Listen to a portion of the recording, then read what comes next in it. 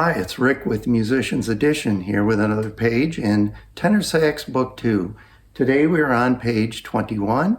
At the top of the page we have some new rhythms to look at, so let's take a look at those. Sometimes eighth notes and 16th notes are grouped together in different ways. So let's take a look up here. First of all, you can see that we've got 4/16ths, 4/16ths, and it shows you that when you combine the first two 16th notes into one note, that would be an eighth note.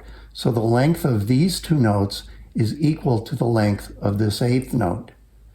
And then after the eighth note, we have two 16ths that line up with the last two 16ths in a group of four. So the counting here is, remember, every measure will always start with one unless it's a pickup note. So we have one there, and then this up here, let's write this in, would be one eanda. The second 16th note is not there. It's part of the first note. So this is still going to be one, and this is going to be a. So the length of this note determines what you're going to write under this note. All right? This is one anda. So the length of this note, this is an eighth note. It takes the first half of beat one. So the next thing would be and. Sometimes people look at this and they see a 16th note and they think, oh, it's got to be E or or something like that.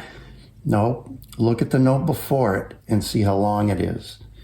In the second part of the measure here, of the beats, we have, again, one eanda or two eanda.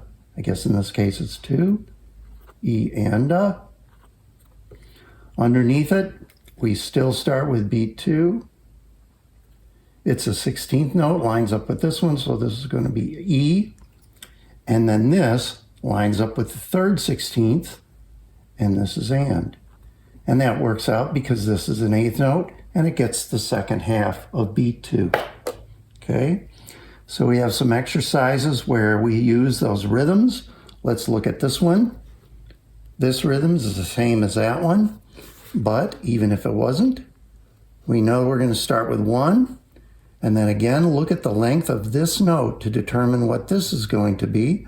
This is an eighth note, so this is and this is a.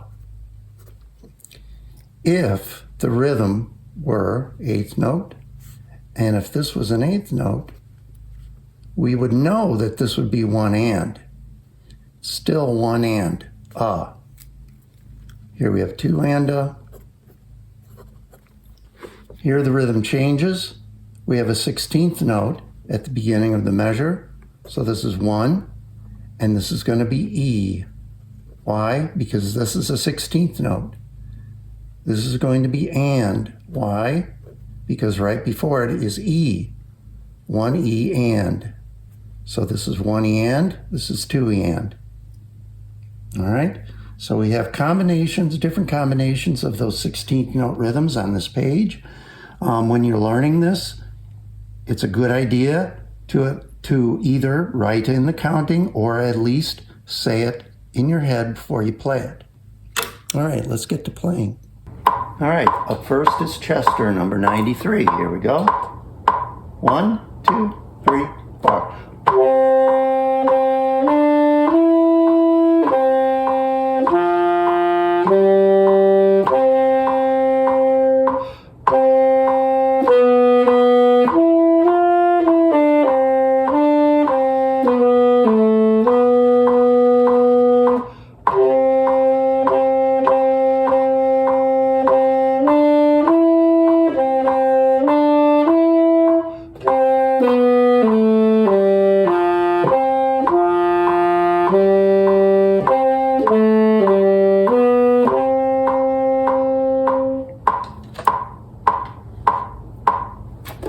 All right, number 94.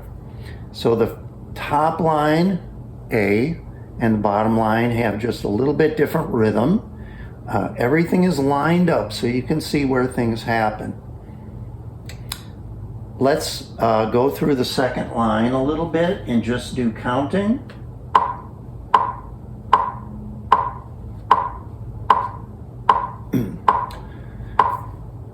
So the top line counting would be 1 E and a 2 E and a 1 E and a 2, and so on. Bottom line, 1 and a 2 and a 1 and a 2. 1 E and, 2 E and, 1 E and, 2. And let me slow this down a little bit more to play it. Check the key signature as always. And here's part A. 1, 2, 1.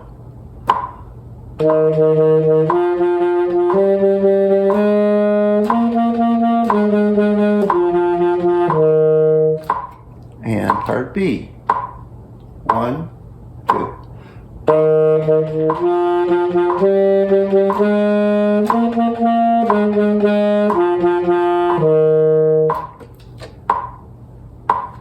This lesson is brought to you by the Musician's Edition practice book. Make goals and keep track of progress throughout the whole year. When you're done with this video lesson, don't forget to mark this practice time in your Musician's Edition practice book. Now back to the video. All right. Number 95 combines the rhythms that we have been presented with. Make sure you check the key signature on this one. And let me slow down this a little bit more. First measure counting will be 1 E and a 2 and a 1 and 2, and measure 2. Here we go with 95. 1, 2, 1.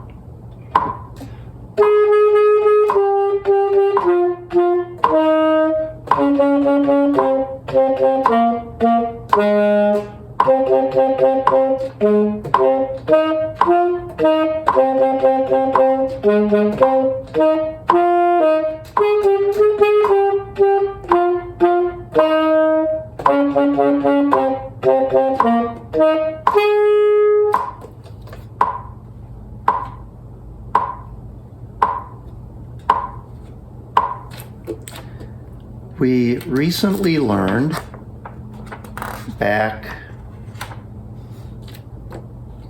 a couple of pages an alternate B-flat fingering that is useful on this exercise. So remember, that was when you slide your finger down from the normal position just down a little ways and cover these two keys together. We call that the bis fingering. Anyway, on a song like this, which has a B-flat and the key signature, and the one above it, you could use it there too, it is useful to use that alternate B-flat fingering.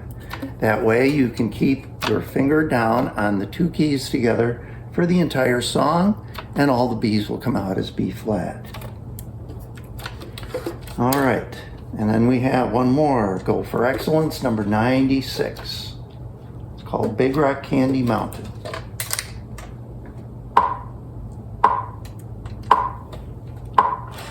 One, two, 1, 2.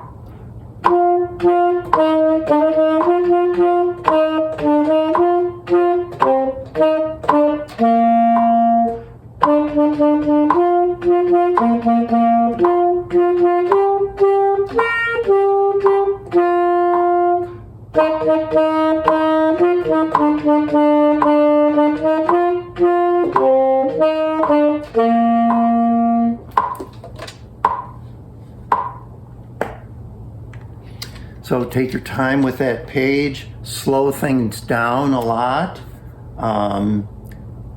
and work them up slowly. Remember, when you have to do quite a bit of fast tonguing on this page, so remember when you're doing that to keep lots of air pressure right behind the tongue. Move the tongue as little as possible away from the reed so that the note comes out, and then put it right back. Keeping air behind it will help you do that motion quicker. Good luck. I'll see you next time.